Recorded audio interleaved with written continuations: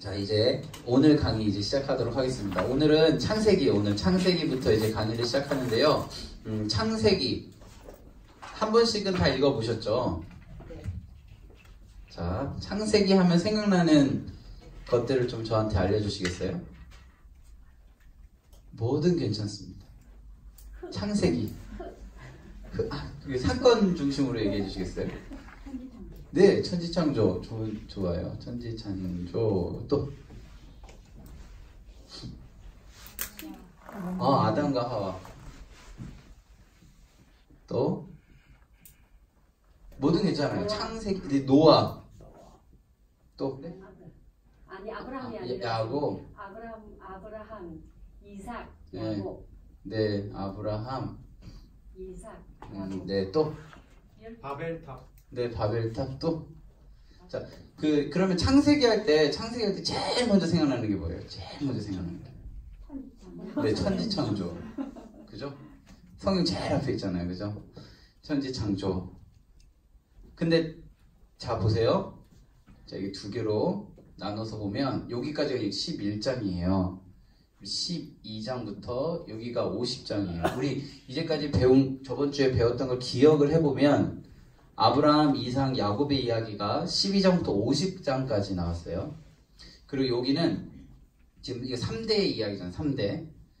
자, 아담부터 이 아브라함까지가 10대거든요. 아담, 셋, 에노스, 게남, 마랄레, 야넥, 에녹, 무드셀라, 라멕, 노아. 그래서 이제 그 노아까지 10대. 또 노아에서부터 쭉 가거든요. 그러니까 결론은 3대보다 훨씬 많은 이야기가 여기 담겨져 있어요. 그 이야기가 1장부터 11장까지 있고 3대 이야기가 12장부터 50장까지 있어요. 어떤 이야기가 중요할까요? 요 이야기가 중요한가요? 요 이야기가 중요한가요? 뒤에 있는 이야기. 좀 아시겠어요? 1장부터 11장까지는 천지창조부터 아브라함 직전까지의 이야기를 기록하고 있죠. 굉장히 많은 인물들이 나와요. 잠깐 나오지만 굉장히 많은 인물들이 나와요. 여기는 아브라함, 이삭, 야곱 3명에 대한 이야기예요. 그러면 여기가 기간이 길겠어요? 여기가 기간이 길겠어요? 앞쪽이 기간이 더 길겠죠. 그런데 이건 11장에서 끝났어요. 요거는 3대인데 12장부터 50장까지 여기보다 더 길게 썼어요. 비중적으로 요 때가 중요한 거예요? 요 때가 중요한 거예요? 요 때가 더 중요한 거예요. 이해되세요? 그런데 왜 우리가 창세기를 읽을 때 딱 처음 생각나면 천지창조가 제일 먼저 생각나냐면 제일 앞에 기록되어 있기 때문이에요. 사실은.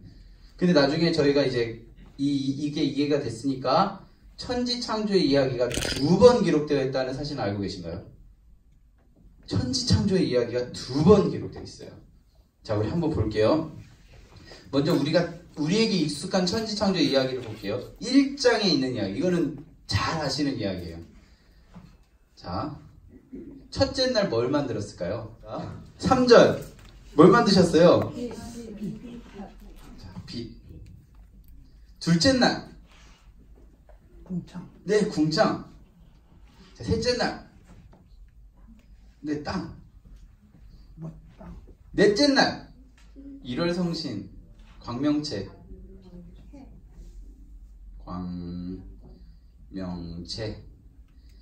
다섯째 날 새, 물고기.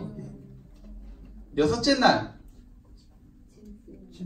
네, 동물, 사람. 천지창조가 제일 창세기에서 중요하다고 얘기를 하지만 사실 우리는 이 순서도 잘 몰라요. 자, 그럼 역으로 이 순서가 중요할까요? 안 중요할까요? 중요한데 왜 우리는 모를까요? 안 중요한 거예요. 이해되세요? 그러니까 단순하게 생각하세요. 그냥 우리가 천지창조, 물론 하나님 천지창조한 건 중요하죠. 그죠? 하나님 천지창조한 건 중요하죠. 그런데 우리가 정말 중요하다면 교회에서 이 순서 막 외우라고 하지 않을까요? 문 딱 열고 들어오면, 자, 첫째 날 뭡니까? 통과. 둘째 날 알고 계십니까? 예, 2층 통과. 자, 셋째 날 다 알고 계십니까? 예, 이제 본당 입성하세요. 이렇게 하지 않을까요? 너무너무 중요하다면. 그리고 여기 세례 문답할 때 첫째 날, 둘째 날, 셋째 날, 넷째 날, 다섯째 날, 여섯째 날 뭐 창조했는지 물어보시고 세례를 받으신 분 있으신가요? 그거 모르면 이게 그 목사님이 이거 저 세례 안 주시고 그러지 않잖아요. 그죠? 이게 중요한 거는 아니에요. 자, 제가 설명을 드릴게요. 왜 이렇게 했을까? 빛으로 해달별을 만든 거예요. 이해되세요? 이건 재료예요, 재료. 빛을 재료로 1월 성신 광명체를 만든 거예요. 여기까지 이해되세요? 자, 그러면 궁창, 하늘과 물, 바다 같은 거잖아요. 거기에 사는 새와 물고기를 만든 거예요. 자, 그럼 이제 아시겠죠? 땅에 사는 동물과 사람을 만든 거예요. 뭔가 천지창조의 시스템을 설명한 거예요. 자, 이걸 가지고 하루의 개념이라고 한다면 우리 전능하신 하나님이 천지창조를 하시는데 한 번에 말씀으로 다 지을 수 있지 않을까요? 그죠? 그런데 하루하고 24시간 쭉 보내시고 화요일날 또 하시고 보내시고 수요일날 하시고 보내시고 이런 개념이 아니라는 거예요. 왜냐하면 하나님 음성으로 얘기를 하시잖아요. 소리를 전달하는 거잖아요. 그러니까 하나님이 말씀하신 거잖아요. 빛이 있어라 했잖아요. 그러면 그 음성이 전달되어져야 돼요. 지금 이해되세요? 그러려면 소리가 전달되어지려면 공기가 있어야 돼요. 근데 빛이 있어라 하기 전에 공기가 만들어졌다라는 이야기가 없는 거예요. 이해가 되세요? 그러니까 뭔가 과학적으로 가면 이 6일 동안의 이야기는 허구라는 거예요. 근데 이게 아까 말씀드렸던 천지창조를 하나님의 개념으로는 우리가 이해가 안 돼요. 자, 이해가 안 되는데 이거를 하나님께서 천지창조를 하셨다라는 것을 이 성경책을 보는 사람들이 이해시키기 위해서 처음 하나, 둘, 세 개 단계의 재료가 있고 이 재료로 이러한 것들을 만들었다 하면 사람들이 이해하겠죠. 또 지금 우리는 한국이에요, 한국. 근데 이걸 처음 들은 사람들은 그 고대 근동, 중동에서 이걸 들은 거잖아요. 자, 이게 만약 한국에서 쓰여졌다면 당군왕검이나 박혁거세나 이런 그 신화적인 인물들 있잖아요. 그 사람이 만일에 천지를 창조했다라는 그런 설화가 있다면 그거를 활용해서 설명할 거예요. 이걸 처음 받는 사람들이 하나님이 천지를 창조하셨다라는 것을 이해를 못하는 거예요. 어떻게 하나님 천지를 창조해? 근데 그 사람들이 알고 있던 이 나라가 이 세계가 만들어지던 그런 설화 같은 게 있잖아요. 그 모든 나라마다. 그거랑 이거랑 비슷해요. 그러니까 뭔가 설명하기 위해서 그 사람들이 좀 알아들을 법한 이야기. 이런 거 있잖아요. 뭐, 제가요, 이번에 괌을 갔는데요. 괌 가보신 적 있으세요? 했더니 아무도 안 손들었어요. 그러니까 제가 괌이요? 제주도랑 똑같아요. 이러니까, 제주도는 가봤지? 이런 느낌 아시겠어요? 제주도가 괌은 아니잖아요. 그러니까 그런 거예요. 그러니까 막 이렇게 설명할 때 이해할 수 있는 것을 끄집어 와서 그걸 설명하는 거예요. 괌 알잖아, 괌. 몰라? 제주도는 알죠? 제주도, 거기 이렇게 되어 있는 것처럼 괌이 그렇게 됐어요. 라고 설명하는 것처럼 하나님이 천지를 창조하셨다는 사실을 바로 이야기하면 사람들이 이해가 안 되니까. 사람들이 알고 있는 그 당시 설화를 가지고 이걸 설명했다라는 거예요. 자, 6일의 개념으로 하면 이게 안 되는 거예요. 하나님의 시간의 개념과 사람의 시간의 개념은 다른데 이게 문자주의로 빠져버리면 이게 하루가 되기 때문에 요일에 집착하게 되는 거예요. 그게 아니다. 하나님이 천지 창조하신 시스템이다. 자, 또 볼게요. 제가 이거가 만약에 순서라고 한다면 당장 2장에서 오류가 발생해요. 2장. 제가 천지 창조가 2번 나온다고 했죠. 제가 지어내는 얘기가 아니고요. 성경에 그렇게 나와 있어요. 2장 4절. 자, 2장 4절. 우리 같이 읽을까요? 시작. 이것이 천지가 창조될 때에 하늘과 땅의 내력이니 여호와 하나님이 땅과 하늘을 만드시던 날에. 자, 하나님이 천지 창조하셨어요? 이날 천지 창조하신다고 그랬죠? 자, 그러면 저 순서대로 이게 뭔가 맞아야 돼요. 뭔가 첫째 날, 둘째 날 이렇게 안 되더라도 저 순차적으로 저거대로 돼야 돼요. 만약 이게 정말 순서라면. 자, 5절 볼게요. 여호와 하나님이 뭐예요? 땅에 뭐요? 비를 내리지 아니하셨고 땅을 갈 사람도 없었으므로 들에는 초목이 아직 없었고 밭에는 채소가 나지 아니하였으며. 자, 땅이 먼저예요? 궁창이 먼저예요? 여기서는 땅이 먼저죠. 이해되세요? 여기서는 땅이 먼저예요? 궁창이 먼저예요? 궁창이 먼저예요. 이해되세요? 1장에서는 궁창이 분명 먼저인데 2장에서는 땅이 먼저래요. 그러니까 천지창조를 설명하기 위해서 1장에서는 그 나라, 이걸 처음 받는 사람들의 그런 설화를 이용해서 하나님이 천지창조하시는 이야기를 하신 거예요. 2장에 있는 천지창조의 순서와 1장에 있는 천지창조의 순서가 같다 다르다? 달라요. 하나님은 한 번에 천지를 창조하실 수 있는 분이에요. 근데 사람이 이해할 수 있게 뭔가 이런 시스템적인 것을 설명하는 거예요. 이해가 되시죠? 자, 제가 왜 이거를 좀 우리 진도도 갈 길도 많은데 이렇게 길게 자세히 설명을 드리냐면, 성경을 우리가 예전부터, 저도 모태신앙이다 보니까 어렸을 때부터 학습되어졌던 이해라는 게 있어요. 먼저 우리가 알고 있는 지식이라는 게 있다라는 거예요. 그게 틀리다는 것이 아니라 그게 전부는 아니다라는 개념으로 성경을 읽어야 된다는 거예요. 우리가 선배님들이나 아니면은 우리가 뭐 교회 학교나 이런 데서 배웠던 것들이 틀렸다는 게 아니라 그게 전부는 아니다. 그러니까 좀 열린 마음으로 성경을 봐야 우리에게 은혜가 더 많아지는 거예요. 은혜가. 자, 순서가 1장은 시스템을 설명하는 것이다. 2장의 천지창조는요. 자, 2장의 천지창조는요. 그래서 땅이 내리지 않았어요. 6절에 보면 안개만 땅에 올라와 온 지면을 적셨어요. 7절에 보면 여호와께서 하나님이 땅의 흙으로 사람을 지으시고 생기를 그 코에 불어넣으시니 사람이 생명이 되니라. 여호와께서 동방에 에덴의 동산을 창설하시고 그 지으신 사람들을 거기 두셨다라고 되어 있어요. 그래서 하나님께서 쭉 넘어가서 15절에 보면 여호와 하나님이 그 사람을 이끌어 에덴 동산에 두어 그것을 경작하며 지키게 하시고. 자, 이게 뭐예요? 아까 우리 1장에서 봤던 관리하게 하시고, 그죠? 관리하게 하시고. 17절 말씀 우리 같이 읽어볼까요? 17절 시작. 선악을 알게 하는 나무의 열매는 먹지 말라. 내가 먹는 날에는 반드시 죽으리라 하시니라. 이해되세요? 하나님께서 에덴 중앙에 있는 그 나무 열매를 어떻게 먹어라 말아라? 먹지 말라 했어요. 먹으면 어떻게 된대요? 반드시 죽는다고 그랬어요. 그런데 3장으로 우리 가볼까요? 3장 3절. 자, 3장 3절 시작. 동산 중앙에 있는 나무 열매는 하나님의 말씀에 너희는 먹지도 말고 만지지도 말라. 너희가 죽을까 하노라 라고 되어 있어요. 자, 뭐가 달라요? 자, 2장에서는 하나님께서 뭐라고 하셨죠?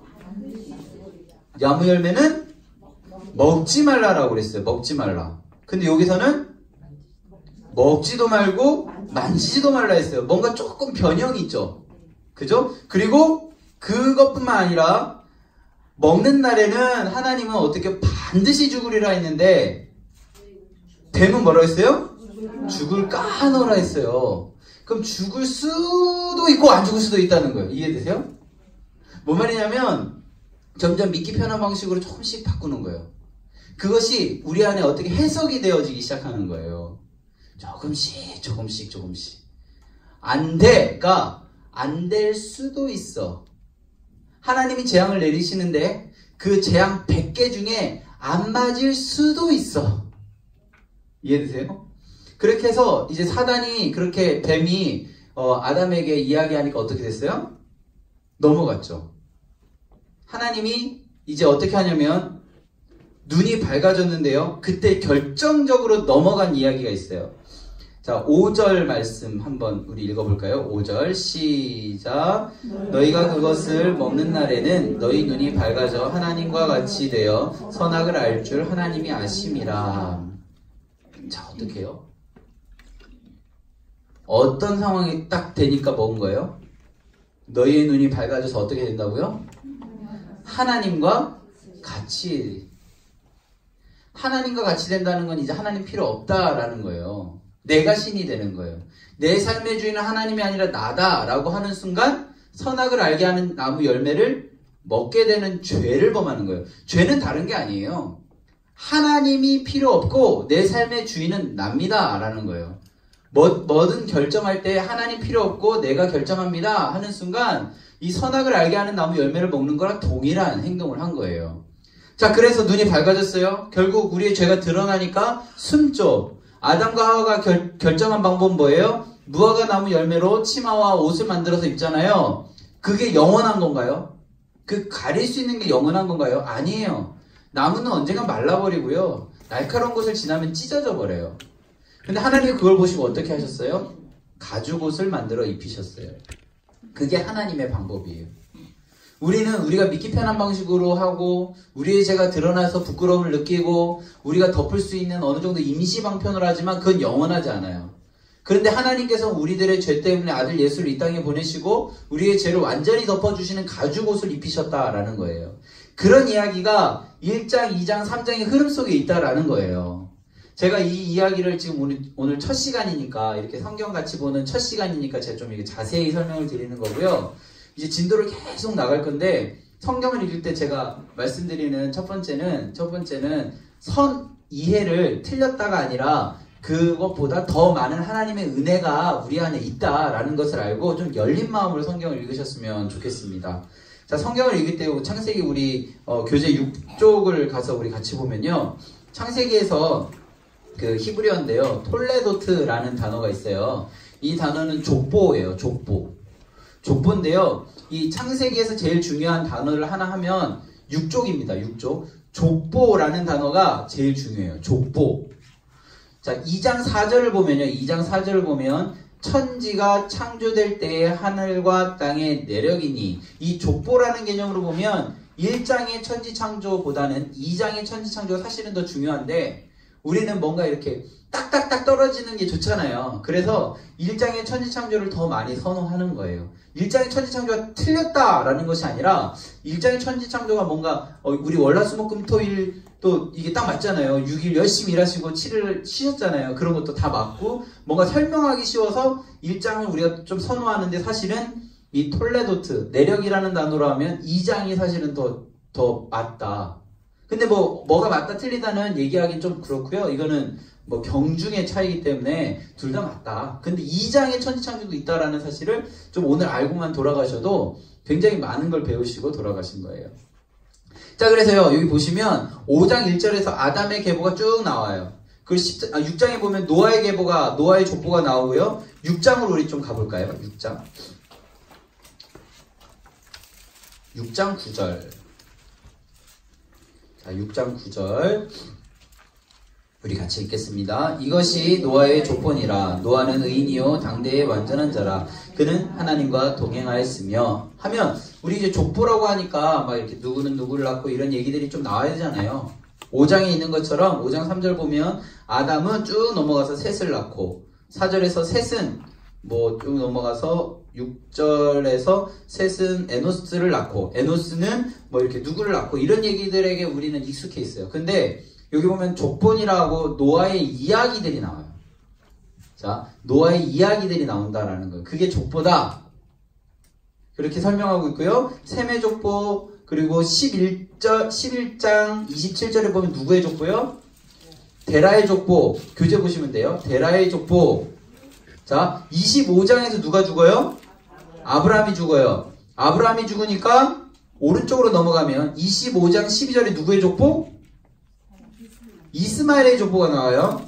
그리고 25장 19절에서 누구의 족보? 이삭의 족보. 35장에서 이삭이 죽었어요. 36장에서 누구의 족보? 에돔의 족보. 이 에돔은 에서예요. 에서. 그리고 37장에서 야곱의 족보 나오죠. 자, 아브라함에게는 이삭이라는 아들이 있었어요. 그죠? 그런데 이 아브라함에게는 또 다른 아들이 한 명 있어요. 누구죠? 이스마엘이라는 아들이 있어요. 족보는 누구를 낳고 이런 것도 있지만 아브라함의 모든 이야기라고 보시면 돼요. 이삭도 아브라함이 살아있을 때 이삭의 이야기는 아브라함의 이야기로 봐요. 자, 아브라함이 죽었어요. 아브라함이 죽었어요. 그 다음에 누구의 족보가 나와요? 이스마엘의 족보가 나와요. 짧게 설명해. 누구는 누구를 낳고 이렇게 설명하고 그것이 끝나면 이삭의 족보는 이러한이라고 길게 또 설명해요. 이삭에게는 2명의 아들이 있었어요. 야곱 말고 또 누가 있었죠? 에서가 있었어요. 자, 이삭이 죽었어요. 그 다음에 누구의 족보가 나온다고요? 에서의 족보가 나와요. 에서가 에돔이거든요. 에서의 족보가 나온 다음에 야곱의 족보는 이러하니라 쭉 나온다고 말씀을 드렸죠. 자, 아브라함, 이삭, 야곱으로 흐르는 게 무슨 흐름이에요? 언약의 흐름. 언약의 계승자들. 우리 나중에 보면 볼게요. 이스마엘, 에서는 이 언약의 흐름 안에 있지는 않아요. 자, 아브라함이 죽자 언약의 흐름 안에 있지 않은 아들 이스마엘의 족보를 소개하고 다시 언약의 흐름 안에 있는 이삭의 족보를 소개한 후 이삭이 또 죽자 언약의 흐름 안에 있지 않은 에서에 대한 족보를 설명하고 그 다음에 언약의 흐름 안에 있는 야곱의 족보를 설명한 거예요. 이 흐름 아시겠어요? 자, 그 이야기. 자, 이스마엘은 복 받았을까요? 못 받았을까요?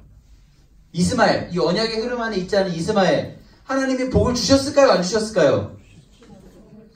주셨죠. 그죠? 하나님 막 그런 건 아니잖아요. 자, 우리 한번 볼까요? 우리 창세기 17장이요. 17장. 창세기 17장 20절.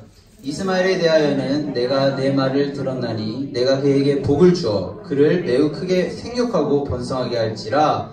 그가 12두령을 낳으리니 내가 그를 큰 나라가 되게 하려니와 내 언약은 내가 내년 이 시기에 사라가 내가 낳을 이삭과 세우리라 되어 있어요. 이스마엘 복 받았어요? 안 받았어요? 받았죠. 그런데 어디 안엔 없다? 언약 안엔 없다. 얼마나 많은 이야기를 담고 싶어요. 이건 잠깐 언급하고 있어요. 그럼 이 전체의 흐름의 주제는 뭐예요? 언약이에요. 언약. 그래서 얘네들에게도 할 얘기가 많은데, 사실 쓸 얘기가 많은데 그걸 안 쓰고 아브라함, 이삭, 야곱에 집중한 이유는 이 언약이라는 단어를 설명하기 위한 거예요. 왜냐하면 나중에 우리 출애굽기 가서 다시 보겠지만 이스라엘 백성들의 그 포로로서의 고통의 소리를 하나님께서 들으시고 뭘 기억하셨냐면 언약을 기억하셨다라는 표현이 있어요. 그 언약이 도대체 뭐냐? 아브라함, 이삭, 야곱에게 흐른 이야기다라는 거예요. 자, 다시 복습해 볼게요. 아브라함, 이삭, 야곱이 뭐예요? 언약의 흐름 안에 있다. 아브라함이 죽었어요? 그럼 누구의 족보? 언약의 흐름 안에 있지 않은 이스마엘의 족보.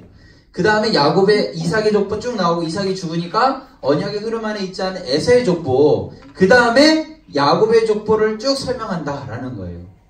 이해가 되시죠?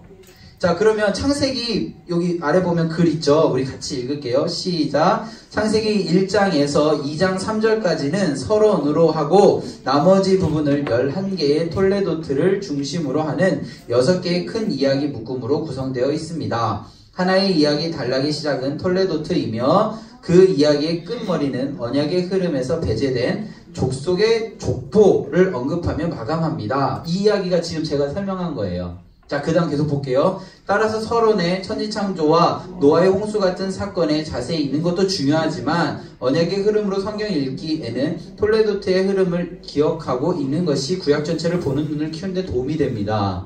자, 1장부터 11장까지 중요한 게 아닌 게 아니라 여기 창세기에서 뭐가 중요하냐라는 걸 설명하는 거예요. 자, 아담이 어떻게 되고 싶어서 선악을 알게 하는 나무 열매를 먹었다고요? 하나님과 같이 되고 싶어서. 자, 바벨탑 왜 지었을까요? 하나님과 같이 되고 싶어서. 쉽게 말하면 그런 거예요. 노아 홍수가 왜 있었을까요? 사람들이 악이 가득했다라고 하잖아요. 그게 뭐예요? 하나님 필요 없다라고 한 죄에 가득한 거예요. 그러니까 1장부터 3장 이후로 나와 있는 이야기들은 결국 죄에 대한 이야기예요. 하나님 필요 없다라는 거예요. 그러면 그거의 관점으로 잠깐 설명드리면 가인과 아벨에서 가인의 제사를 안 받으셨잖아요. 하나님에게 드리긴 드렸지만 하나님의 마음, 하나님의 주권에 있어서 이 가인이 하나님이 내 제사를 안 받았다라는 것에 화가 났잖아요. 그게 맞아요, 틀려요, 그럼? 가인이 하나님이 내 제사를 안 받았어요. 근데 화가 났잖아요. 만일에 하나님과 같이 되고자 하는 마음, 죄가 그의 마음에 없었다면 화가 났을까요? 안 났을까요? 안 나죠. 받는 사람 마음이잖아요. 근데 내가 이 정도 옷 차렸는데, 내가 이거 지극정성으로 차렸는데 주어가 내가 되는 순간 그냥 어떻게 돼요? 그게 죄가 되는 거예요. 죄가. 그래서 하나님이 안 받으신 거거든요. 안 받으니까 어떻게 해요? 마음 가운데 화가 나고 결국 어떻게 됐어요? 동생을 죽이잖아요. 이 3장부터 11장까지 이야기를 심플하게 그냥 한 단어로 하면 죄에 대한 이야기인데, 그것을 하나님과 같이 되려고 하는 그런 노력들 속에서 나오는 이야기다. 이렇게 정리하고 넘어갈 수 있다라는 거예요.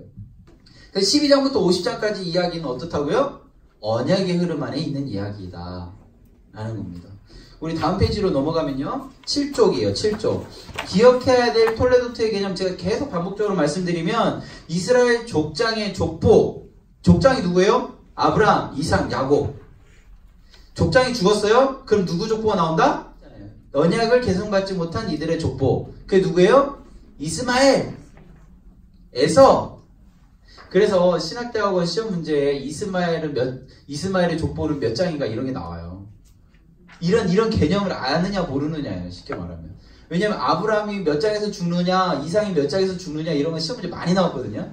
근데 이 흐름을 아느냐 모르느냐를 그냥 막 글 쓰지 못해 저희 사지선자로 시험 보거든요. 그 몇 장이냐 이런 걸 물어봐요. 아브라함 25장에 죽거든요. 이삭 35장에 죽어요. 그러면은 추측컨대 우리 공부 같이 안 했지만 이스마엘 족보는 25장 아니면 26장이 나오겠죠. 이해되세요?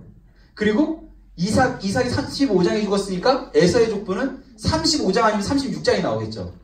지금 제 말이 이해가 되시죠? 이런 흐름을 아느냐를 그렇게 문제화해서 내는 게 신학대학원 문제예요. 해볼만 하지 않으세요? 한번 도전해보세요. 창세기, 제가 계속 언약에 대한 이야기를 반복적으로 얘기해요. 언약에 대한 구조. 하나님께서 처음 1장에서 약속을 하시죠?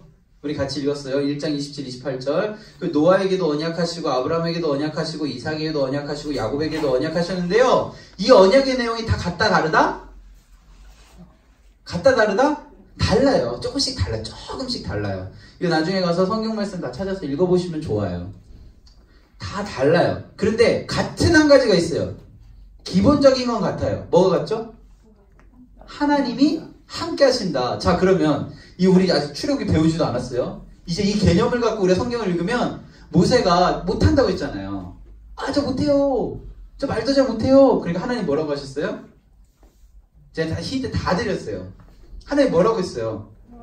그렇죠. 내가 너와 함께 하겠다. 이해되세요? 이사야, 예레미야, 이런 애들 다 똑같아요. 애들이라고 좀 그렇고, 이 형님들 다 똑같아요. 예레미야, 저 어려서 못해요. 하니까 하나님 뭐라고 하셔야 돼요? 내가 너와 함께 하겠다. 진짜요. 우리 못한다고 하면 하나님한테, 하나님 저 못해요 하면 하나님 뭐라고 한다고요? 내가 너와 함께 하겠다. 언약의 흐름 안에 있으니까. 진짜 멋지잖아요? 우리 성경 공부 지금 딱 2강 했는데 이런 그 감동이 우리 안에 있는 거예요. 자, 계속 보면요. 선조의 역사를 보면요. 아브라함과 아브라함의 이야기, 그래서 아브라함 죽으면 이삭의 이야기, 이삭이 죽으면 야곱의 이야기, 요셉의 이야기인데요. 자, 보세요. 야곱의 이야기가 이삭의 죽음 전에 있어요. 그죠? 보이시죠? 그러면 이 야곱의 이야기는 이삭의 족보에 있을까요? 야곱의 족보에 있을까요? 자, 족보는 누가 살아있을 때의 이야기라고요? 아버지. 그죠? 족장이 살아있을 때 모든 이야기라고 했어요. 아들의 이야기일지라도 족장이 살아있으면 그건 그 족장의 이야기 속에 들어가는 족보의 이야기라고 했어요. 자, 이삭이 죽기 전에 야곱의 이야기는 누구의 족보 안에 있다? 이삭의 족보 안에 있다. 이해되시죠? 자, 그런 개념을 제가 이렇게 설명해 놓은 거예요. 자, 8쪽에 가면 우리 출애굽기인데요. 우리 출애굽기 제가 잠깐 설명드리고 싶을 건데, 그 창세기는 개인에서 개인으로 이어지는 이야기예요. 그래서 하나님이 개인들이 섬겼던 하나님이에요. 근데 출애굽기로 가면 민족이 섬기는 하나님이 되거든요. 그 민족의 이름이 뭐예요? 이스라엘 민족이에요. 그럼 이 이스라엘 민족 할 때 이스라엘이 무엇이냐를 설명하는 게 창세기라고 보시면 돼요. 자, 이스라엘이 누구예요? 야곱이죠. 그럼 야곱은 또 누구예요? 이삭의 아들이에요. 이삭은 또 누구예요? 아브라함이에요. 그래서 기도할 때 아브라함의 하나님, 이삭의 하나님, 야곱의 하나님 이렇게 하는 거예요. 이 이스라엘 사람들이. 그래서 여기 보면 개인이 섬기던 하나님이었는데요. 출애굽기 보면 반복적으로 나오는 단어가 있는데 히브리 사람의 하나님 여호와라는 단어가 있는 거예요. 우리 출애굽기 좀 1장으로 가서 보겠습니다. 출애굽기 1장에 보면 우리 1장 7절 볼게요. 1장 7절 출애굽기 1장 7절 우리 같이 읽겠습니다. 시작. 이스라엘 자손은 생육하고 불어나 번성하고 매우 강하여 온 땅에 가득하게 되었더라. 여기서 이스라엘 자손 할 때 이 이스라엘이 도대체 누구냐가 설명하기 위해 창세기였다라는 거예요. 그래서 1장부터 11장까지 있는 이야기도 물론 중요하지만 이걸 전역사라고 하거든요. 12장부터 있는 이 언약의 흐름 안에 있는 이야기가 창세기에선 더 중요하다. 이 개념을 갖고 창세기를 읽었으면 좋겠습니다. 그래서 우리 천지창조 많이 읽었잖아요, 이제. 그래서 12장 이후에 있는 이 언약의 흐름 안에 언약의 흐름이니까 하나님이 어떻게 약속하셨고 그때마다 하나님께서 어떤 이야기를 하셨는지를 주목해서 읽는다면요. 창세기만을 읽어도 굉장한 은혜가 될 거예요. 우리 출애굽기를 좀 설명할 때요. 출애굽기 할 때 제일 중요한 게 뭘까요? 출애굽이죠. 출애굽. 출애굽기에서 제일 중요한 건 출애굽이에요. 애굽에서 나간 거. 몇 장에서 나가냐면요. 12장에서 나가요. 유월절 사건. 이 유월절 사건은 뭐냐면 애굽에서 10가지 재앙 혹시 들어보셨어요? 뭐 피, 개구리 이런 재앙. 이 10개 재앙의 마지막이 장자 죽음이거든요. 그거 관련돼 있어요. 그러니까 12장에서 출애굽을 하는 거예요. 자, 기억하시죠? 네. 자, 출애굽을 해서 도착한 곳이 어디냐면 시내산이에요. 시내산 19장에 도착하거든요. 19장. 시내산 도착하니까 모세가 율법을 받아요. 자, 율법을 받았으니까 시내산 언약을 하거든요. 24장. 언약 마치고 성막 짓고 그 다음에 금송아지 사건 이게 32, 34장 이게 설계도 받고 지은 이야기예요. 이해되세요? 자, 이게 출애굽기의 이야기예요. 자, 싸워요. 사람이 싸워요. 지금 모세랑 바로가 싸웠잖아요. 그죠? 자, 싸울 때는 뭐가 붙어요? 뭐가? 12요. 네, 12가 붙어요. 12가. 자, 그래서 12장이에요. 그래서 네, 이해되세요? 자, 둘이 싸웠잖아요. 이제 왜 싸웠어? 12가 붙어서 싸웠어. 그래서 12장이에요. 하나님 되게 똑똑하신 분이에요. 그냥 장을 그렇게 하신 게 아니에요. 12장. 자, 출발했어요. 이스라엘 민족들이 출발했어요. 시내산에 도착했어요. 시내산에 도착한 사람들은 누구예요? 이스라엘 뭐예요? 그쵸. 식구. 그래서 19장. 이해되세요? 19만 시내산에 올라간 거예요. 19만 시내산에 올라간 거예요. 이해되시죠? 자, 그래서 율법을 받았어요. 지금 이스라엘 사람들은 애굽에서 결국 어디로 가려고 하는 거예요? 약속의 땅 가나안으로 뭘 하려고 하는 거예요? 뭐 하려고 하는 거예요? 이사 24장 언약 그러니까 우리 이사 가자 이제 언약한 거예요. 우리 이사 갈 사람 약속하는 거예요. 이해되시겠죠? 이사 갈 사람. 그래서 이제 이사 가야 되니까 뭐가 필요해요? 집이 필요하잖아요. 집, 성막 설계도 만드는데 금송아지 이거 제가 못 만들었어요. 이거 32장 이거 그냥 외우셔요. 이거 제가 막 이렇게 하면서 뭐 만들어 올라오는데 잘 안 됐어요. 금송아지 끝나고 성막.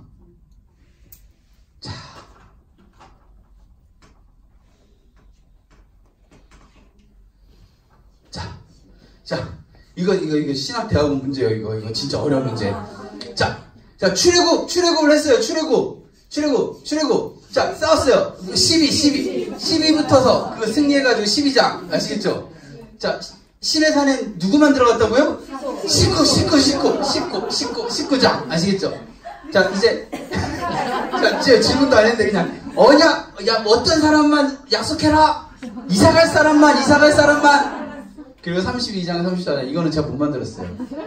나중에 한번 만들어 볼게요. 제가 왜 이런 얘기를 드리냐면, 중요한 장들이 몇 장에 구성되어 있는가를 물어봐요. 저희는 성경 시험으로. 그 말은 뭐냐면, 이 기준의 구조를 잡고 성경을 읽으면 단락단락이 끊긴다는 거예요. 출애굽기 1장부터 12장까지 읽고 12장부터 19장까지 자 여기 이제 가는 여정 속에서 뭐 하겠어요? 배고프죠. 목마르죠. 하나님께 저 배고파요. 목말라요. 이런 얘기 하겠죠. 그런 얘기들 가득하고 시내산 도착하고 율법하고 그 다음에 약속하고 성막 설계도 받고 금송아지 하고 금송아지 끝난 다음에 성막 짓고 출애굽기는 이런 구조예요. 굉장히 쉽지 않으세요? 자, 이런 구조를 갖고 우리 읽어보면 자, 금송아지가 우상이잖아요. 우상을 왜 만들었을까요? 여기에 무슨 이야기가 있는지 요 바로 직전에 무슨 이야기가 있는지 여기에 무슨 이야기였는지 한번 봐볼게요. 우리 31장 마지막 절 한번 볼게요. 출애굽기 31장 마지막 절 12절입니다. 12절 위에 보면 뭐에 대한 이야기예요? 31장 12절 위에 보면 제목 나오죠. 안식일 보이세요? 자, 35장 1절 위에 보면 제목 보시겠어요? 안식일. 끝이 이 금송아지 바로 앞과 금송아지 바로 뒤가 무슨 이야기예요? 안식일. 구조를 알고 읽으면요. 이게 우연이 아니에요. 구조를 알고 읽으면 이 금송아지는 결국 뭘 안에서? 안식일을 잘 지키지 않아서. 안식일을 잘 지키지 않는다는 건 뭐예요? 안식일을 지킨다는 건 뭘 기억하는 거예요? 하나님을 기억하는 거예요. 그래서 10계명 우리 한번 볼까요? 출애굽기 20장이 있는데요. 20장 8절 한번 보세요. 우리 4계명. 우리 4계명 8절 우리 같이 읽겠습니다. 시작. 안식일을 기억하여 거룩하게 지키라. 안식일을 기억하여 거룩하게 지키지 않는다는 것은 하나님을 기억하지 않는 거예요. 그러니까 그들의 마음 가운데 제일 먼저 어떤 마음이 들었냐면 우리 32장 1절 볼게요. 32장 1절. 자, 다 펴셨어요? 우리 같이 읽겠습니다. 백성이 모세가 산에서 내려오미 더딤을 보고 모여 백성이 아론에게 이르러 말하되 일어나라 우리를 위하여 우리를 인도할 신을 만들라. 이 모세 곧 우리를 애굽 땅에서 인도하여 낸 사람은 어찌 되었는지 알지 못함이니라. 하나님을 기억하지 않으니까 그들의 삶 가운데 뭘 만들라고 해요? 신이요. 신. 우상 만들라고 하는 거예요. 자, 그 우상 만들려는 마음이 시작이 뭐예요? 산에서 내려옴이 더딤을 보고 내가 세워놓은 계획대로 되지 않으면 내가 정해놓은 계획대로 되지 않으면 그때 우리 마음이 어떠냐면 조바심이 나죠. 조바심이 날 때 우상을 만들 확률이 굉장히 높아지는 거예요. 여러 가지죠. 뭐 상황들 많잖아요. 그때 내가 이쯤 되면은 이렇게 되겠지? 하나님 안에서 정말 열심히 했는데 정말 노력했는데 결국 자기의 삶 가운데는 변하지 않는 이 현실을 바라볼 때 마음이 무너져 내리는 거예요. 그때 신을 만들 확률이 높다라는 거예요. 내가 정해놓은 시간, 내가 정해놓은 방법, 내가 정해놓은 정도에 따라서 뭔가 될 거라고 기대할 때 그만큼 에너지를 쏟았을 때 안 됐을 때 그런데요 바울도 똑같았어요. 바울이 어떻게 했어요? 40일 동안 3번 기도했어요. 내 육체의 가시를 위해서. 하나님이 뭐라고 하셨어요? 내 은혜가 내게 족하다. 진짜 기분이 그렇게 좋은 상황이 아니에요. 내가 이렇게 전도도 열심히 하고 복음도 전했는데 제가 다른 것도 아니고 40일 동안 3번이나 그렇게 기도했는데 하나님 그 육체 그거 하나 치료 못 해주세요. 이렇게 기도했는데 하나님이 어떻게 해요? 지금 우리가 고급스럽게 내 은혜가 내게 족하다 했는데 결국은 뭐예요? 거절하신 거예요. 거절. 그때 바울이 좀 이상한 말을 해요. 약할 때 강함 되신 하나님 기뻐해요. 이상해요. 이상해. 근데 바울은 그걸 알았던 것 같아요. 우리 인생은요 이렇게 항아리와 같아서요 100개를 채울 수 있어요. 매일 구슬 100개를 채울 수 있는 유한한 공간을 우리가 소유하고 있어요. 근데 내가 할 수 있는 구슬이 한 개면 하나님이 99개의 구슬을 채울 수 있다는 사실을 알았던 것 같아요. 내가 99개의 구슬을 채우면 하나님은요, 한 개의 구슬밖에 놓을 수가 없는 거예요. 하나님은 많이 부어주시는데요, 내 항아리의 양이 한정되어 있어서 그 구슬이 밖으로 다 튀겨져 나가는 거예요. 바울이 그걸 알았던 거예요. 내가 나름 열심히 기도했는데 하나님이 그걸 허락하지 않으면 하나님이 채워주신다라는 것을 알았던 거예요. 그러니까 우리 삶 가운데 많은 기도를 하실 거예요. 그 기도를 하시지만 하나님의 때와 방법 안에서 우리가 그것들을 기대하고 나아간다면 내려옴이 더딤을 보고라는 이 단어가 사라진다. 우리들의 삶 가운데. 그러면 뭐가 안 이루어지는 거예요? 우리 우상숭배 안 하게 되는 거예요. 하나님은요, 1계명에서 출애굽기 20장에서 1계명에서 너는 나 외에 다른 신을 내게 두지 말라고 그랬어요. 이 신을 두지 않으려면 우리들의 삶 가운데 뭐를 거룩하게 지켜야 돼요? 안식일을 거룩하게 지켜야 돼요. 그러니까 문자에 집중하지 마시고 구조와 배경을 지금 제가 좀 계속 알려드린 이유가 성경을 건강하게 읽으려면 구조를 알고 배경을 알아야 돼요. 자, 계속 한번 볼까요? 자, 애굽, 우리 페이지는 9쪽을 보시면 되고요. 애굽, 그 다음 광야, 시내산. 이게 지역의 구분으로 하면 애굽, 광야, 시내산으로 이동이 되거든요. 자, 애굽에서는 2장 23절, 성경 2장 23절 보시겠어요? 여러 해 후에 애굽에서 왕은 죽었고 이스라엘 자손은 고된 노동으로 말미암아 탄식하며 부르짖으니 그 고된 노동으로 말미암아 부르짖는 소리가 하나님께 상달됐어요. 그죠? 고통 소리를 들으시고 하나님 뭘 기억하셨어요? 언약. 그 언약이 무엇이냐예요. 그 언약이 뭐예요? 아브람, 이삭, 야곱에게 흐른 언약. 더 올라가면 최초에 하나님께서 사람에게 하신 언약, 그 다음에 노아에게 하신 언약, 아시겠죠? 그 언약이 흐르고 흘러서 이스라엘 백성들이 하나님 앞에 부르짖었을 때 하나님이 뭘 기억하셨다? 언약을 기억하셨다. 우리가 부르짖으면 하나님이 기억하실까요? 안 하실까요? 기억하시죠. 뭘 기억하신다고요? 언약. 언약을 기억하시고 우리의 기도를 들으시죠. 이해되시죠? 자, 그래서 하나님께서 우리에게 이제 그런 언약을 이제 언약을 기억하시고 우리를 구원해 주시는데 사람을 통해 구원하시잖아요. 그러면 그때 세워진 사람이 누구예요? 모세예요, 모세. 그럼 여기서 가장 큰 문제는 사람들이 모세를 믿느냐 안 믿느냐예요.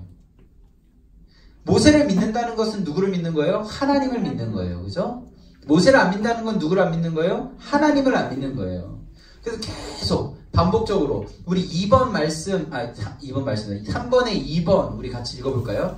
하나님이 모세를 보내신다고 하셨을 때 이스라엘 백성이 모세를 믿을 것인가 하는 문제가 중요한 자리를 차지합니다. 하나님이 보내신 모세를 만난 이스라엘 백성은 믿고 경배합니다. 그렇지만 상황이 오히려 악화되자 대들었습니다. 또 추격을 받자 원망했습니다. 그러다가 홍해의 구원을 경험한 뒤에 이들은 여호와 그 종 모세를 믿었습니다. 최종적으로 믿기까지 어떻게 해요? 대들기도 하고 원망도 했다라는 거예요. 하나님께 대들기도 하고 원망까지 했어요. 우리 저번 주 기억나세요? 대속죄일 전에는 이런 대들고 원망했을 때 하나님이 어떻게 해요? 용서해주세요? 용서 안 해주세요? 용서해주세요. 용서하심 써있죠. 대속죄일 후에는 용서하세요? 안 하세요? 진노하세요. 그죠?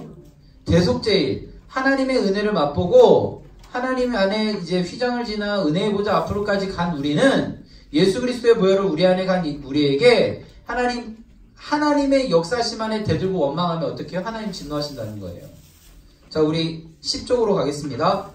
시내산에서 이제 19장에서 시내산에 가면 이제 율법을 받잖아요. 이 율법의 이야기를 제가 정리를 했는데요. 크게는 종교법이에요. 크게는 종교법. 예배 잘 드리는 방법. 그 예배 잘 드리는 방법 안에 뭐가 있어요? 사회생활 관련된 법이 있는 거예요. 크게 하나님을 예배하는 사람들, 하나님이 예배하는 사람들이라는 전제하에 사회생활 관련된 법을 하는 거예요. 사회에서 아무리 착하게 살아도 하나님을 믿지 않으면 그건 아무 의미가 없는 거예요. 하나님을 잘 믿는 사람이 세상에서 잘 살아가는 거예요. 우리가 교회에서 모습과 세상에서 모습이 같아야 되는 거예요. 예를 들어 이런 거예요. 교회에서 우리가 뭔가를 할 때 기도하고 시작했어요. 그죠? 그럼 사회에서 뭔가를 하기 전에 어떻게 해야 돼요? 기도하고 시작해요. 교회 예배당에 처음 오면 우리 뭐예요? 기도하고 하세요? 그러면 사업장에 처음 가면 뭐 하셔야 돼요? 기도해야 돼요. 여기 학생들도 있는데 교회 처음 와서 우리가 기도하고 시작하면 강의실에 딱 앉으면 기도하고 시작하는 거예요. 그거예요. 그러니까 교회에서 하는 것처럼 사회에서도 하는 거예요. 그리고 제가 아까 여기서 설명한 건데요. 두 번째 부분이 금송아지를 앞뒤로 뭐가 싸고 있다? 안식일과 관련된 내용이 싸고 있다라는 거예요. 그러니까 구조를 알고 읽으면 이런 유익이 있다라는 겁니다. 그러니까 제가 계속 구약성경은 구조를 계속 반복적으로 설명을 드리는 이유가 뭔가 우리가 금송아지 왜 이렇게 물음표가 던져지면 앞뒤를 보라고 말씀을 드리는 거예요. 뭔가 성경을 읽다가 이 이야기가 왜 갑자기 여기 나오지? 그럼 앞뒤의 이야기를 좀 보시면 좋아요. 그래서 금송아지 어떻게 보면요. 그 큰 흐름 안에서는 안식일 연결되는 게 참 매끄러워요. 글의 흐름상으로. 그런데 순간 금송아지 사건이 예로 들어갔다라는 것은 안식일을 거룩하게 지키지 않으면 금송아지 만들게 된다라는 것을 설명하고 있다라는 겁니다. 자, 그럼 우리 레위기로 가볼게요. 11쪽이에요. 레위기는 제사법이 먼저 나와요. 제사법. 5가지 제사를 소개하고 있는데요. 첫 번째는 번제,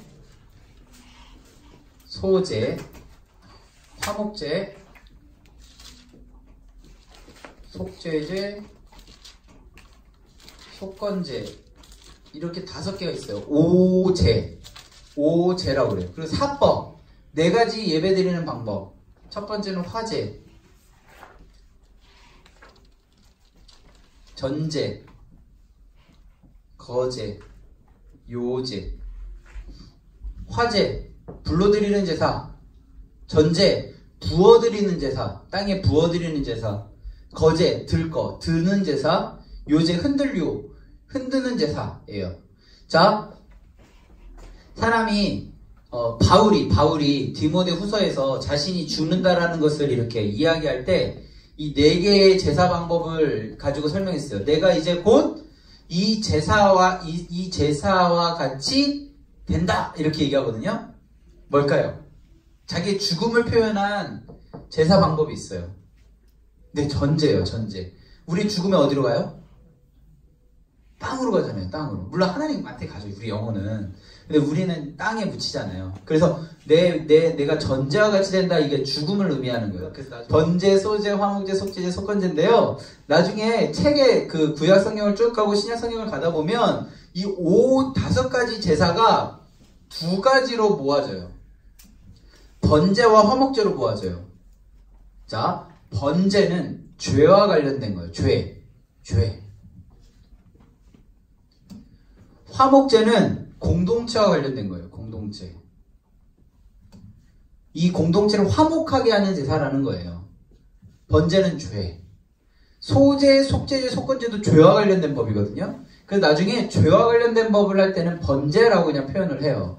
나중에 성경을 쭉 보시다 보면 물론 가끔 뭐 속죄제 이런 표현도 있고 그렇긴 한데 번제와 화목제만으로 이렇게 설명되어지는 것을 통해서 죄와 공동체로 이렇게 모아진다, 정리된다 이런 개념으로 이해하면 됩니다. 자, 그럼 번제만 좀 볼게요. 번제 3절에 보면 번제물, 번제 제사 그 바쳐지는 제물은 뭐예요? 소요. 소. 자, 죄를 졌어요. 번제를 드리게 됐어요. 번제. 죄를 해결해야 되잖아요. 누가 안수할까요? 그쵸? 한국적 사고를 빨리 깨셔야 돼요. 우리는 안수는 목사님 정도 돼줘야. 사실 목사랑 제사장은 사실 같은 개념은 아닌데요. 거의 좀 그렇게 우리는 인식을 하잖아요. 자, 죄를 누가 졌어요? 내가 졌잖아요. 내 죄를 소에 전이시키는 게 안수예요. 자, 그러면 누가 안수를 해야 될까요? 내가. 자, 보세요. 4절 보세요. 4절. 그는 보이시죠? 그는 번제물의 머리에 안수할지니 라고 되어 있어요. 자, 안수하는 순간 내 죄가 소에게 넘어가요. 자, 그럼 이제 소의 죄가 넘어갔어요? 자, 그 다음에 소 죽여야 되잖아요. 누가 죽일까요? 네? 그러니까 한국적 사고를 빨리 깨시라니까요. 자, 뭐 이 죽이는 것도 이제 목사 정도는 돼줘야 이게 그런 게 아니라 제사장. 내가 죽이는 거야. 내가. 자, 5절 볼까요? 그는 여호와 앞에서 그 송아지를 잡을 것이요. 왜 그랬을까요? 살아있는 소가 죽어요. 누구 때문에? 내 죄 때문에. 그 죽을 때 그 고통스러운 그 소리를 내가 듣는 거예요. 그러면 그 죄를 지을 수 있을까요? 없을까요? 있을 수는 있지만 안 지으려고 노력하겠죠. 자, 이번에는 가죽을 벗기고 각을 뜨는 건 누가 해야 될까요? 자, 한국적 사고를 빨리 벗어나시라니까요. 내가 각 뜨는 게 쉬워요, 어려워요? 어렵죠. 가죽 벗긴 게 쉬워요, 어려워요? 어렵죠. 그러니까 그냥 아니 하나님 제가 돈 한 100만 원 들여서 소 드립니다. 이런 게 아니에요. 철저하게 회개하는 자리예요. 하나님 제 죄가 이런 죄가 있었습니다. 하나님 이 소의 이 죄를 안수합니다. 그 죄가 안수되어진 소를 죽임으로 해서 내 죄를 기억하는 거예요. 각을 뜨면서 내 죄를 기억하는 거예요. 가죽을 벗기면서 내 죄를 기억하는 거예요. 이제 다 준비됐어요. 이제 불에 태워야 돼요. 누가 불에 태울까요? 이제 제사장이에요. 이제 제사장. 제사장. 불은 아무나 갖고 오면 안 되거든요. 자, 보세요. 그는 잡았죠? 6절. 그는 가죽을 벗겨 각을 떴죠? 7절. 제사장 아론의 자손이 제단 위에 불을 붙이고 불 위에 나무를 놓아 각든 것들을 벌려놓고 불로 태워버려요. 자, 고기를 각든 것을 일부만 태울까요? 다 태울까요? 다 태워요. 다. 전부 다. 왜요? 죄가 그곳에 있기 때문에. 불이 다 타요. 일부가 남으면 그 죄가 남아있는 거잖아요. 불 다 태워야 돼요. 다. 그로 인해서 죄가 없어져요. 소가 만약에 번제물이라면 이 죄 지었을 때 예배 아무나 할 수 있어요? 없어요? 하나님 그러신 분일까요? 아닐까요? 아니죠. 누구나 죄를 고백하고 그것이 해결되어져야 되잖아요. 소를 못 드리면 누가 뭘 대신한다? 10절. 양과 염소. 자, 양과 염소도 못하는 사람은 어떻게 해야 돼요? 14절. 새도 못 드리는 사람은 어떻게 해야 돼요? 2장. 고운 가루. 이해되세요? 소재가 그런 거예요. 번제로 동물들을 했는데도 그렇게 안 된 사람은 고운 가루 하나로라도 하나님 앞에 제사를 드려라 이런 거예요. 4장으로 갈게요. 4장 3절. 이 속죄제는요, 누구든지 여호와의 계명 중 하나라도 그릇을 하나라도 범하면 지을 때 하는 제사예요. 그러니까 10계명 같은 이런 율법 같은 것들을 범했을 때 드리는 제사가 속죄제거든요. 근데 제사장이 속죄제를 해야 되면 그때 제물이 뭐예요? 수송아지예요. 수송아지. 이해되시죠? 여기까지. 그러면 13절로 가보면 이스라엘 온 회중이 계명 중 하나를 범했어요. 그때 제물은 뭐예요? 14절. 수송아지. 제사장 한 명이 지은 죄가 온 회중이 지은 죄랑 같아요? 달라요? 같다라는 거예요. 제사장이 목사라고는 설명하면 이게 개념이 맞지는 않지만 요즘 우리나라 한국 교회에서 손가락질 받는다고 해야 되나? PD수첩이나 뭐 이런 시사고발 프로그램에서 주제가 되는 게 다 목사들이에요. 사실 목사가 무너지면 교회가 무너지는 거예요.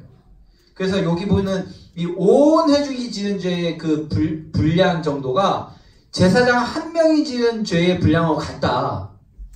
그래서 한국교회가 무너지는 이유는 목회자가 바로 서지 않았기 때문이다 라고 설명할 수 있어요. 이 레위 4장만을 놓고 봐도. 족장 22절에서 족장이 계명 어기면 23절에서 순념소 제물이 달라지죠. 평민 27절에 보면 평민이 그렇게 범하면 28절에 보면 암염소. 이게 좀 제물이 바뀐다는 거예요. 근데 제사장과 온 회중은 제물이 같아요. 그러니까 그 같은 정도의 비중이라고 보는 거예요. 자, 화목제물에 대한 얘기를 좀 드릴게요. 화목제를 드릴 때는 이렇게 뭔가 어떨 때 드리냐면 화목할 때. 7장으로 가볼게요. 7장 15절 16절에 그 화목제를 드릴 수 있는 그 세 가지가 나오는데요. 첫 번째는 언제요? 감사할 때. 하나님 감사합니다. 그리고 16절에는 뭐 할 때? 서원할 때, 자원할 때. 자, 감사한 재물은 어떻게 한대요? 그날 먹을 것이고 조금이라도 이튿날 아침까지 두지 말라고 그랬어요. 서원이나 자원은 다음날까지, 이튿날까지 먹을 수 있어요. 이게 우리 신앙에 어떻게 적용이 되냐면 하나님께 감사하는 내용들이 다음날 가게 되면 우리 안에 뭐가 되냐면 교만함이 돼요. 바울이 우리 구역공간 얘기 또 조금 해보면 우리 고린도후서 12장 가지고 했잖아요. 고린도후서 12장에서 바울이 남의 이야기처럼 했지만 자신이 어디 간 얘기를 했어요? 삼층천, 천국 같다라고 막 얘기하는 거예요. 쉽게 말하면. 그러면 다른 사람 갔다 왔다고 했는데 거기서 그것에 막 얘기하지 않는 이유는 이 신비한 체험을 사람들이 주목하는 것이 아니라 결국 이 신비한 체험을 말한 나를 주목할까봐 그 이야기를 길게 안 했다라고 그렇게 배우셨죠? 우리가 사람이기 때문에 뭔가 이야기를 할 때 아무리 선한 의도로 해도 사람들은 그 이야기를 주목하는 것이 아니라 사람을 주목해요. 그럼 사람이 주목을 받다 보면 어떻게 되냐면요. 교만해져요. 교만은 뭐라고요? 패망의 선봉이고 넘어짐의 앞잡이에요. 우리가 하나님 안에 감사한 제목이 있을 수는 있지만 그 제목들이 우리 안에 하루 그날로 족하지 않으면요. 그게 다음날로 가면 그게 내 이름을 높이는 게 돼버리는 거예요. 이게 당장 이 화목제에도 나온다는 거죠. 서원이나 자원과 감사의 제목을 분리해서 하는 이유가 이런 의미가 담겨져 있다는 거예요. 그래서 오늘은 여기까지 할 건데요. 레이기에서 중앙되어지는 부분이 뭐냐면 대속죄일입니다. 대속죄일을 기준으로 해서 위아래가 이렇게 딱 접히는데요. 딱 접히는데 이와 관련된 이야기는 다음 주에 드릴 겁니다. 오늘 한 거에서 중요한 건 뭐냐면 창세기, 출애굽기, 레위기에서 구조가 중요하다. 창세기에서는 어떤 이야기들? 언약의 흐름 안에 있는 구조 이야기들. 그죠? 그리고 두 번째, 출애굽기에서는 출애굽한 것을 기준으로 해서 시내산에 도착하고 언약을 하고 금송아지 한 이 사건들 중심으로 이야기를 잡아가야 된다. 그런데 이스라엘 백성들이 부르짖자 하나님이 들으시고 무엇을 기억하셨어요? 언약. 그 언약에서 반복적으로 내용은 조금씩 바뀌지만 반복적으로 나오는 이야기가 뭐라고요? 하나님이 나와 함께 하신다. 임마누엘. 그걸 꼭 기억하시면 될 것 같아요. 그리고 번제. 그 죄는 누가 책임져야 된다? 본인이. 그러니까 우리가 내 죄를 하나님 앞에 드릴 때 내가 그것을 안수하고 각을 뜨고 그것을 가죽을 벗기는 그것이 우리 안에 진정이 있느냐라는 거예요. 이사야서에서 마당만 밟고 돌아간다는 게 그런 거예요. 그 번제단 현장에서 내가 정말 안수하고 죽이고 각을 뜨고 가죽을 벗기는 이 사건이 나에게 실제하느냐. 실제하지 않기 때문에 또 죄를 짓는 거예요. 또 죄를 짓고. 우리가 이 레위기 1장을 그냥 넘어가는 것이 아니라요. 레위기 1장에서 이 제사 드리고 죄가 해결되어지는 이 과정을 정말 내 삶 가운데 예배 현장으로 적용해 볼 수 있느냐라는 것을 우리가 한번 깊이 묵상해 보셨으면 좋겠어요. 그러면 레위기가 재밌을까요? 없을까요? 재밌을 수밖에 없어요. 다음 주는 더 재밌어요.